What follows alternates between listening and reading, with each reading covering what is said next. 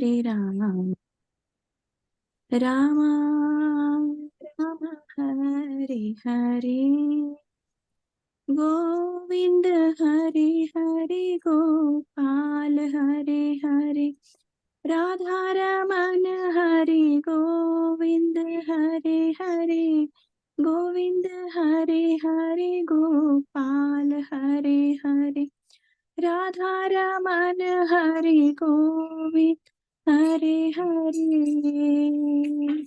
Hare Krishna, Hare Krishna, Krishna Krishna Hare Hare, Hare Rama, Hare Rama, Rama Rama Hare Hare, Hare Krishna, Krishna Krishna Hare Hare, Hare Rama, Rama Rama Hare, Hare Krishna, Hare Krishna, Krishna Krishna Hare Hare, Hare Rama, Hare Rama, Rama Rama Hare Hare. Hare Krishna. Prabhuji, Hare Krishna. Hare Krishna, Prabhuji's, Mataji's, Dandos. Are you able to hear me?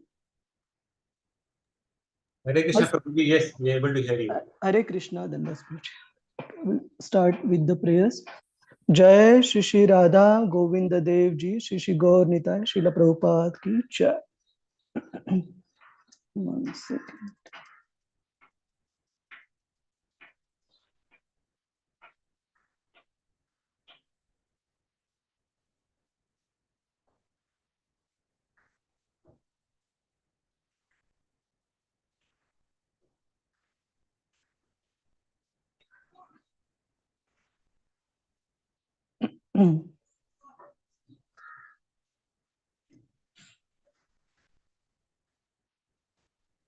Hare Krishna, Prabhuji. Hare Krishna, Mataji. Dandots. 1 second. Hare Krishna, Prabhu. Hare Krishna, Mataji. So we'll start with the prayers. Om Namo Bhagavate Vasudevaya. Om Namo Bhagavate Vasudevaya. Om Namo Bhagavate Vasudevaya. Narayanam namaskritya naram chaiva narottamam devim saraswatim vyasam tato jayamudiraye. Nashtapraeshu abhadreshu nityam bhagavata sevaya bhagavatir uttama shloke bhaktir bhavati naishtiki. Krishnaya Vasudevaya Devaki Nandanaya cha Nanda Gopa Kumaraya Govindaya Namo Namaha. Om Ajnanatimirandhasya Jnananjana Shalakaya Chakshur Unmilitam Yena Tasmai Shri Gurave Namaha. Shri Chaitanya Manobhishtham Sthapitam Yena Bhutale Swayam Rupa Kadamayyam Dadati Swapadantikam. Vandeham Shri Guru Shri Utapadakamalam Shri Gurun Vaishnavamscha Shri Rupam Sagarajata Sahagana Raghunathanvitam तं सजीवं साद्वैतं सावधूतं परिजनसहितं कृष्णचैतन्यदेवं श्रीराधा कृष्णपदान् सहगना ललिता श्रीविशाखान्वितांश्च हे कृष्ण करुणा सिन्धु दीनबन्धु जगत्पते गोपेश गोपिका कान्त श्रीराधा कान्त नमोऽस्तु ते तप्त काञ्चन गौराङ्गी श्रीराधे वृन्दावनेश्वरी वृषभानुसुते देवी प्रणमामि हरिप्रिये वं च कल्पतरुभ्यश्च कृपा सिन्धुभ्य एव च पतितानां पावनेभ्यो वैष्णवेभ्यो नमो नमः जय नमः ॐ विष्णुपदाय कृष्णपृष्ठाय भूतले श्रीमते भक्तिवेदान्त स्वामिन् इति नामिने नमस्ते सरस्वते देवे गौरवाणी प्रचारिणे निर्विशेष शून्यवादी पाश्चात्य देशतारिणे जय श्री कृष्ण चैतन्य प्रभु नित्यानंद श्री अद्वैत गदाधर श्रीवास आदि गौर भक्त वृंदा हरे Krishna Krishna Krishna Hare Hare Hare Ram Ram Ram Hare Hare. Hare Krishna, Prabhuji's, Mataji's, Dandavats. Welcome to this morning's discussion on Srimad Bhagavatam as part of the Bhakti Vaibhav session. So my apologies, we couldn't connect last week. So we'll just have a quick recap of some of the points we discussed last time just for the sake of continuity. So that because there are few group activities as part of what we discussed. So anybody would like to recollect, and I am thankful to Rasarangini Mataji for covering around 11 verses last time. So we'll have a quick revision on that part as well.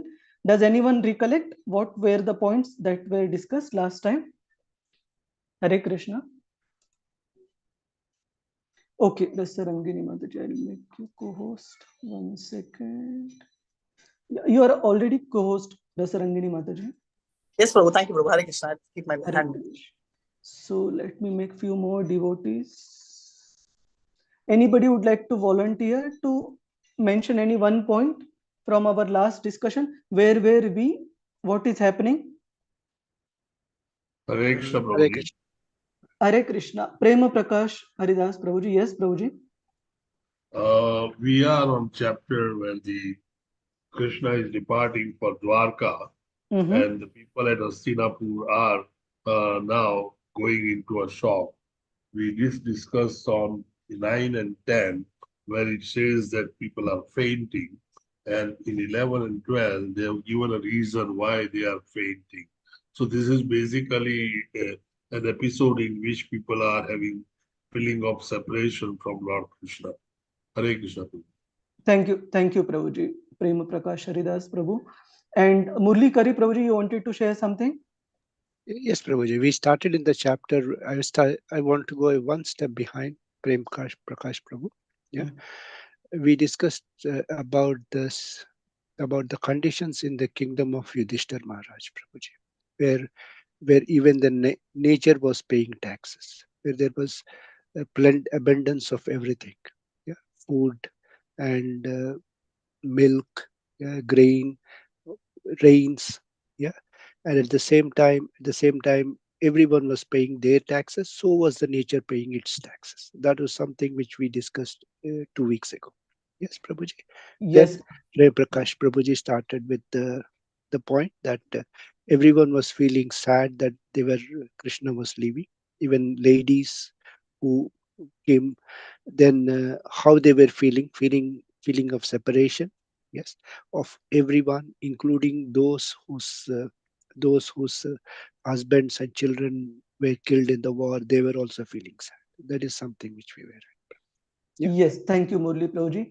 And the last point, what Murli Prabhu just mentioned, that not only were those personalities who were in constant touch with Lord Krishna as one of their, acting as one of their family members, but even those members of the Kuru dynasty who were not in direct touch with the Lord, like the ladies of the Kuru dynasty, and some of whom had lost their husbands, some of whom had lost their sons in the battle of Kurukshetra. But their connection with Lord Krishna was through the process of hearing. And even they, because of that process of hearing about Lord Krishna, had become so attached to the Lord that they were not able to tolerate the feeling of separation. What to speak of Pandavas? Srimad Bhagavatam mentions that the Pandavas, they were always engaged in intimate interaction with the Lord, including having their food with Him, sitting with Him, conversing with Him, sleeping with Him, dining with Him, sitting with Him, and so on and so forth. So, what to speak of separation from the Lord? Even the thought of separation was driving them restless. They were not understanding how they would be able to lead their lives after the departure of Lord Krishna. And earlier on in the prayers of Queen Kunti, we also saw a similar feeling by Queen Kunti, where she mentioned she is in a dilemma that, my dear Lord, if you don't return, then my maternal side, basically from the side of Maharaj Ugrasen, all the Dwarka Vasis, they are like the body without the soul while you are away from them for so long. And if you leave from here, then we, the Hastinapur Vasis, the Kuru uh, family members, we don't know how we would lead our life in your separation. So the specific point I wanted to go a bit more into details is what is in it for us as a sadhaka bhaktas to learn, which is the point of how do we cultivate ourselves this mood of separation from Lord Krishna. And we would have some brainstorming session. Some we will take some part of the purport of Srila Prabhupada, where Srila Prabhupada does offer very practical means in order to develop this feeling of attachment and separation from the Lord, and we will discuss as a group as well. So give me 1 minute. Yes. So first point that is mentioned in the Srimad Bhagavatam verse itself, which is taking satsangan mukta dussango. Mukta means getting rid of and getting freed from dussango, from the bad association, materialistic association, and taking satsangam, taking the association of devotees. And what do we do after we get into association of devotees? Hatum notsahate buddha kirtyamanam yasho yasya. After we get in touch with the devotees association, naturally there will be kirtyamanam yasho yasya. There will be glorification of the name, form, qualities, pastimes of Lord Krishna. And when we participate in that glorification of the Lord in the association of devotees, Bhagavatam mentions that even if we are materialistic, even if we come from Dut Sangha background, we can develop that feeling of attachment for Lord Krishna, just like the ladies of Hastinapur. It is not that they were in Dut Sangha, but it is mentioned that their attachment to Lord Krishna was through an indirect connection. That means only through the process of hearing about the glorification of the Lord, they became attached. So similarly, we also have a chance if we sit in the association of devotees and hear about Krishna's glorification. That is one method. Then, without cultivating such satsanga, developing attraction for the Lord, it would only remain a dream. That means our attachment towards Lord Krishna, it would remain on a sentimental platform. That today I feel like crying while chanting Hare Krishna Mahamantra. Tomorrow, one round, it seems like a climbing a hill uphill, so it is very very tough. So today I don't feel like, I won't chant. So that would be the nature of our devotional service. If we don't develop a genuine attraction for the Lord, if we don't develop a feeling of mood of separation for the Lord, kirtyamanam yasho yasya sakrut Akarnya Rochanam. The topics of Krishna Katha, which are very Rochanam, which are very relishable as such, we will be able to develop attraction for the Lord by hearing those topics. And this point was also mentioned in chapter 6, where Narad Muni was basically diagnosing the cause of Srila Vyasadev's despondency, that you have not sufficiently glorified the personality of Godhead, and the specific word that is used is Haricharya Anuvarnanam, repeated glorification of the Supreme Personality of Godhead. It is personally experienced by me that those who are always full of cares and anxieties due to desiring contact of the senses with their objects can cross the ocean of nescience on a most suitable boat, which is the constant chanting of the transcendental activities of the personality of Godhead. So what is the takeaway, Prabhuji's, Mataji's, for us? To develop attraction for Krishna and to develop the feeling of separation, which will make us very firm in our Krishna consciousness. Constant remembrance, Prabhuji. Constant remembrance, yes, that is the result, I would say. But in our day-to-day activities, what needs to be done? We need to devotee association. Associate. we need Associate to with. regularly take association of devotees, not one day or 2 days, regularly. And like many of you do in terms of participating in the morning program, participating in the japa, participating in discussing Srimad Bhagavatam, which is very nice. So then when we are doing it on a daily basis, then if on an ad hoc day, for some reason or other, we are not able to chant with devotees, we are not able to attend Srimad Bhagavatam discussion, then we will feel something different, that today's morning doesn't seem normal. Today's morning doesn't seem as nice, just because I did not have the satsanga, I did not have the association with devotees. I got up late, or I couldn't attend the class, or I couldn't chant properly before leaving for office. Then we will have that feeling of separation, that probably just like when we feel when we don't have food, sometimes we, because of hectic schedule and all, if we skip breakfast, then we feel it genuinely by the time it is afternoon. Then we feel weak, we feel something is wrong today. Similarly, if we cultivate this mood of attraction for the Lord by associating with devotees on a regular basis, then when for some ad hoc reason, if one day we are not able to get that association, we will feel separation from them, we will feel something missing. So that is the path for the sadhana bhakta, to develop the mood of attraction cultivation. And specifically, as we discussed for the Pandavas, because of their constant association with the Lord, we see that even in Bhishmadev's remembrance of the glorious qualities of the Pandavas in the earlier chapter, he mentions various qualifications or various assets that the Pandavas possessed. And still, despite all that, they had to undergo so many tribulations. They had to undergo so many vipata. Vipata means so many difficulties in their life. And the last of those special assets of Lord Krishna, of Pandavas, Bhishmadev mentions as Surut Krishna's Tato Vipat. That means they had the most powerful warrior, like in the form of Bhimasen. They had the most skilled archer in the form of Arjuna. They had the son of Sakshat Dharma personified, Maharaj Yudhishthir. And despite having all this, they were still undergoing, they had to undergo so many tribulations. And to top it all, they had Lord Krishna as their Surut, as their closest heart to heart friend, constantly staying with them as their well wisher, as their family member. And despite that, they had to undergo so many tribulations.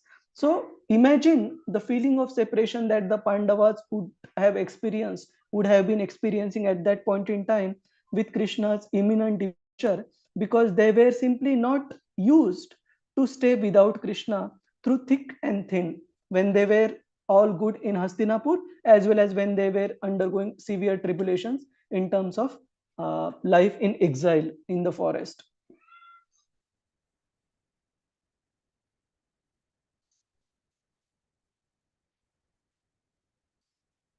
Yes, and Srila Prabhupada writes in this regard in the subsequent purport in text 14.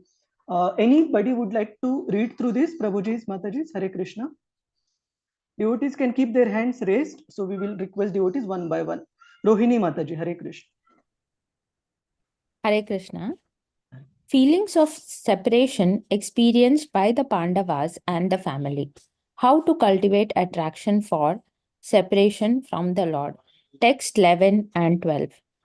Therefore, directly or indirectly, anyone who thinks of Krishna, talks of Krishna, or worships Krishna becomes attached to him. Because Krishna is absolute.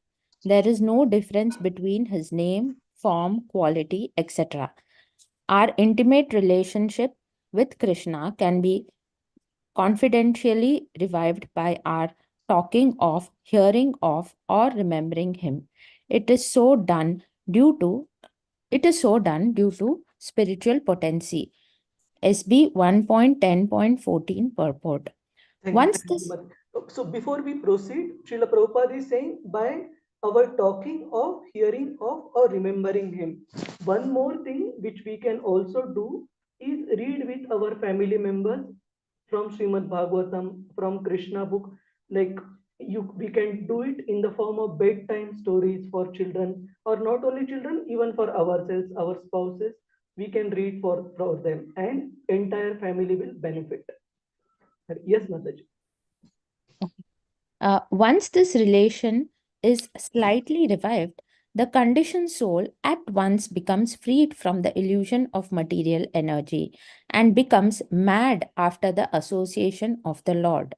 This association is made possible not only by personal contact with the Lord, but also by association with his name, fame, form, and quality.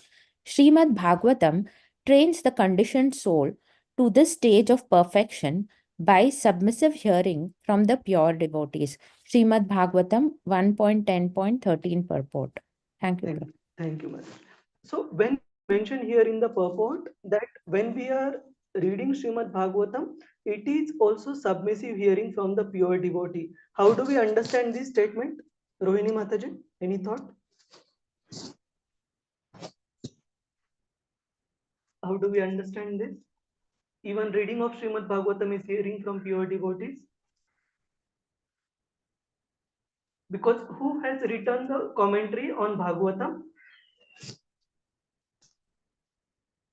Yes, Prabhuji, Mataji. Is pure devotees, Prabhuji. Yes, is pure devotee Srila Prabhupada, and specifically Srila Prabhupada by himself has referred to commentaries of mainly 5 prominent acharyas earlier on, including Sanatan Goswami, Vishwanath Chakravarti Thakur, Baladev Vidyabhushan, Jiva Goswami, and one more I forgot, Srila Bhakti Siddhanta Saraswati Thakur. So Srila Prabhupada personally referred all these 5 commentaries while coming up with his own purports. So when we are reading each and every statement, each and every word of Srimad Bhagavatam, it carries the potency of all those predecessor acharyas.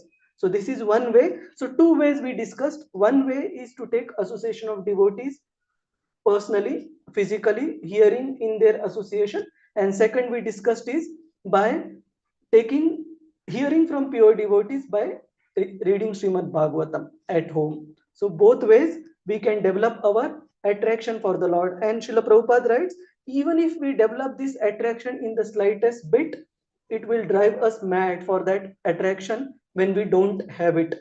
So it will keep us pushing to take further association of devotees to know Krishna even further. Hare Krishna. And Aishwarya Subhadra Mataji has quoted a very famous verse from the 3rd canto of Srimad Bhagavatam, which is from the section of Lord Kapila Dev. And this is very beautiful verse. Maybe we try to recite. Is the text too small? Shall I show it on the big screen? Prabhuji's, Mataji's? Like 3:25:25. The number is very easy to remember. It is Sata Prasangan Mama Virya Samvido. Give me 1 minute. Let's try to recite this text one. This is very important text. Please try to repeat. Satam prasangan mama virya samvido. Satam prasangan mama virya samvido. Bhavanti rutkarna rasayana katha. Bhavanti hritkarna rasayana kataha. Tajjoshanadat swapavargavartmani. Tajjoshanada swa apavarga vartmani. Shraddharatir bhaktir anukramishyati. Shraddha ratir bhaktir anukramishati. So here it is mentioned how one progresses in one's spiritual life in the association of devotees when we engage in regular association of devotees and hearing in that association about Mama Virya Samvido, Lord Krishna's chivalrous activities, glorious activities. In the association of pure devotees, discussion of the pastimes and activities of the Supreme Personality of Godhead is very pleasing and satisfying to the ear and the heart. By cultivating such knowledge, one gradually becomes advanced on the path of liberation, and thereafter he is freed and his attraction becomes fixed. Then real devotion and devotional service begin, and all these characteristics that are mentioned, Shraddha develops, then Rati develops, and then we Anukramishati. Gradually, one after another, we will go through different levels of bhakti practice if we simply follow this method of Satam Prasangam Mama Virya Samvido. So coming back to the slides, now we see that when it comes to the ladies of Hastinapur, they expressing their feelings of separation and appreciation for the Lord and the mixed feelings. One feeling of anxiety that we will have to stay away from Lord Krishna. We won't have the darshan of him. We won't get to hear from him on a day-to-day basis. That is one feeling. And second feeling at the same time is that when Lord Krishna is living, I don't want to cry or I don't want to cause any misfortune to the Lord because of tears flowing from my eyes. So that was the feeling of the ladies of Hastinapur. So let us go through the verse first. Some of the verses I am skipping Prabhuji's Mataji's because we want to conclude chapter today and you have revised these in the last discussion also. But if there is any question, we can take a pause.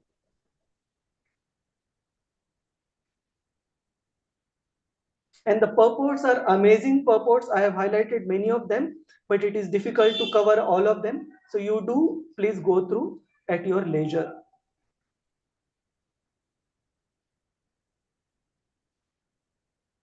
Yes, so we'll recite text 16. Who is the devotee next? Geeta Pradeep Mataji, Hare Krishna.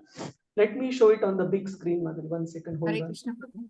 Hold, yeah, yes, Mataji, 1 second. Yes. Prasada Shikara Prarudha Sikharadu Purunaryo Didikshaha Purunaryo didikshrayaha Purusha Kusumai Krishnam Vavrushamai Krishnam Prema Vrida Smite Kshanaha Prema Vridasmite Kshanaha. Translation. Yes, Geeta Mataji. Translation. Out of a loving desire to see the Lord, the royal ladies of the Kurus got up on top of the palace and smiling with affection and shyness, they showered flowers upon the Lord. Thank you. So in the purport, specifically Srila Prabhupada stresses the custom in the Vedic culture where there was proper segregation of the residential quarters and overall dealings between opposite genders. And Srila Prabhupada specifically goes on to explain that what is the purpose of this segregation, specifically to encourage and support all the classes and all the members of the society to advance in their Krishna consciousness. So we will touch upon some of these points. Even these purports are very important. Let me see. If it is not too big, it is quite big. Yes, Gita Mataji, you can read the highlighted part. Yes, Prabhuji. This shyness is a gift of nature to the fair sex, and it enhances their beauty and prestige, even if they are of a less important family or even if they are less attractive. We have a practical experience of this fact. A sweeper woman commanded the respect of many respectable gentlemen simply by manifesting a lady's shyness. Half-naked ladies in the street do not command any respect, but a shy sweeper's wife commands respect from all. Human civilization, as conceived of by the sages of India, is to help the free himself from the clutches of illusion. Thank you. We'll take a pause here. So all these customs in the Vedic civilization, they were given by the great sages of earlier ages just to help us be free from the clutches of illusion. So it is definitely not gender bias, because for a man in a materialistic conception of life, woman is Maya, and for a woman in a materialistic conception of life, man is Maya. So it is not that one gender is being treated fairly or unfairly or another. If we are not in proper consciousness, we will definitely feel each and every entity created by the Lord in the world for our own enjoyment, for our own sense gratification. Yes, Mataji, please proceed. Highlighted one. Highlighted one. You can proceed everything, Mataji. Okay. Not the material beauty of a woman is an illusion because actually the body is made of earth, water, fire, air, etc. But because there is the association of living spark with matter, it appears to be beautiful. No one is attracted by an earthen doll, even if it is most perfectly prepared to attract the attention of others. The dead body has no beauty because no one will accept the dead body of a so-called beautiful woman. Therefore, the conclusion is that the spirit spark is beautiful, and because of the soul's beauty, one is attracted by the beauty of the outward body. The Vedic wisdom, therefore, forbids us to be attracted by false beauty. But because we are now in the darkness of ignorance, the Vedic civilization allows very restricted mixing of women and men. Okay. Thank you. So we'll see some examples from the Vedic civilization of how the restriction in terms of the association between opposite gender was implemented right from a very early age. So can somebody give any pointers, Prabhuji's, Mataji's, how this was implemented? What type of training that used to be given in the earlier ages so that a person is properly trained before even the restricted, regulated interaction happens? Any thoughts? What were the trainings that were imparted? Brahmacharya ashram. Brahmacharya, yes. So whether a child, as long as they are of the like Brahmana, Kshatriya and Vaishya families, they all were required to undergo purifications right from the birth, even before birth, in terms of Garbhadan Samskar. And as soon as the child is 5 years old, they would be sent to the ashram of spiritual master. Like we see, after Krishna and Balaram, they went to Mathura, invited by Kamsa on the pretext of having a duel, having a fight with Chanura and Mustika. Subsequently, when Krishna killed Kamsa, and Krishna and Balaram decided to stay back in Mathura for some time to give pleasure to their parents, basically parents, biological parents, Vasudev and Devaki.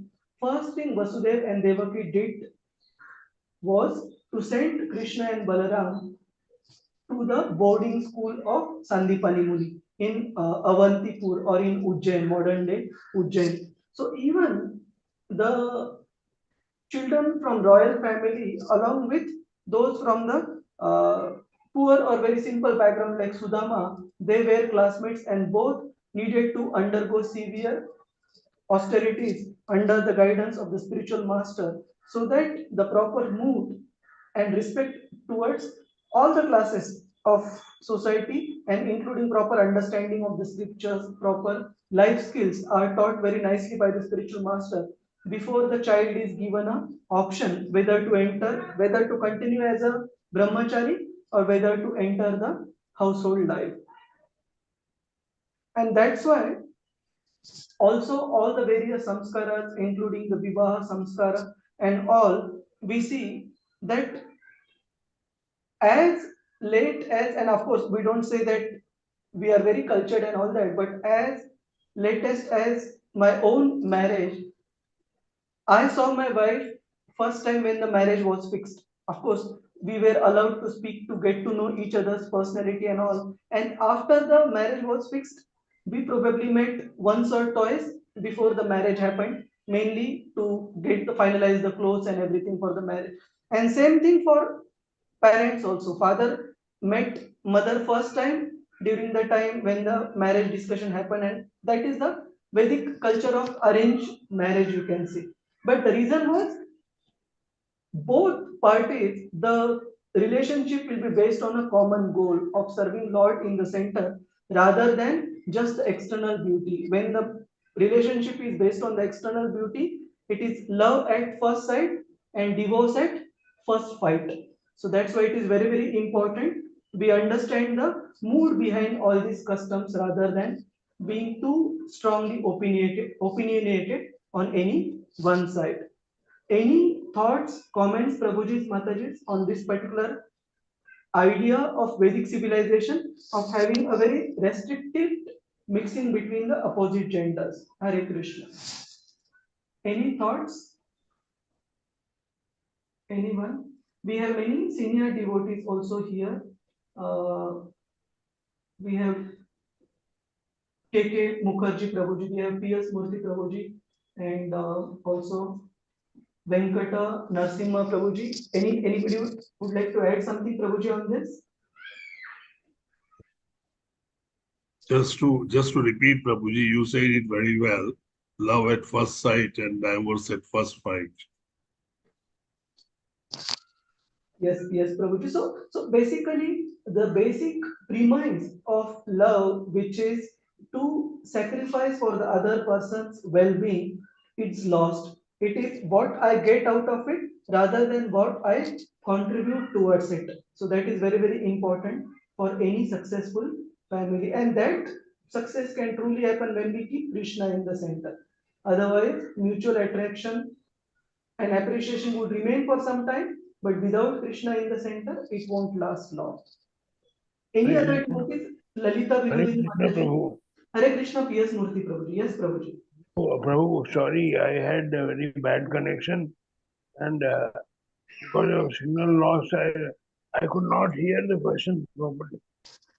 Question is, Prabhuji, I wanted to request senior devotees also to share your thoughts in terms of the mood behind this Vedic culture and custom of having a very restricted association between opposite genders till the time they get formally engaged in relationship as husband and wife. Till that time, the mixing was very, very restricted. And even in that restricted environment, there were so many trainings that were imparted. So if you have any thoughts to share. In Bhagavad Gita, Sri Krishna, this is offhand, Prabhu, I'm telling you. In Bhagavad Gita, Sri Krishna clearly says, lust is one of the biggest enemy. I mean, Avratam Jnana Tena Jnaneno Nitya Verena. Yes, Kamaru Paunteya Dushrupena Nalena. There is no other bigger enemy than lust. And a man and a woman get attracted and the lust develops. And this is the basic reason, Prabhu. In Vedic culture, this is the very good culture. I mean, we are seeing in the West. I have lived for my whole life in the West. The culture is deteriorating very badly. So this culture, our culture is very profound, and there is value to our culture, and the man and woman interaction before the marriage must be restricted. Must be very limited. Thank you, P.S. Murthy Prabhuji. I see Venkata Narasimha Prabhu has also raised hand. Prabhuji, you want to share something? Yes, sir. This arranged marriage is always better and good for the welfare of this couple, young couple. Since in the early stage, they have to understand each other. So elderly people, parents of both the sides, they will help them. And if there is any small rupture also, they will pacify and keep them on the right path so that uh, their life will be on a smooth way. Yes, thank you, Venkata Narasimha. So very important point Prabhuji just mentioned. Even if there are difficulties in married life, if there are elders who are involved in finalizing that relationship, then we have the support and guidance of those elders in the family to try and resolve those misunderstandings. And definitely the extreme measures won't be taken straight away. And it is not that the mixing is not allowed, but in a proper regulated manner. So here in the purport, Srila Prabhupada writes, therefore, they may be brought together only when it is necessary. That means after the boy is trained properly, after the girl is trained properly, then they are allowed to lead a family life. Hare Krishna. So this is explained. Hare Krishna, Prabhu. Hare Krishna, yes, Mataji. Prabhuji, even if you see the education also, like there were actually separate schools and colleges for girls and boys, Prabhuji. Yes, yes, Mataji. The co-ed concept was not that prevalent. Like, yes, there were schools and colleges, even the education systems, segregation was there. Thank you. We proceed. So this discussion Srila Prabhupada is bringing out based on the shyness exhibited by the ladies of Hastinapur, ladies of Kuru dynasty, who were standing on the rooftop to express their appreciation by the Lord by showering flowers on the Lord from a distance, not really coming in direct eye-to-eye contact on the same level as the Lord, but maintaining that segregation, maintaining that distance.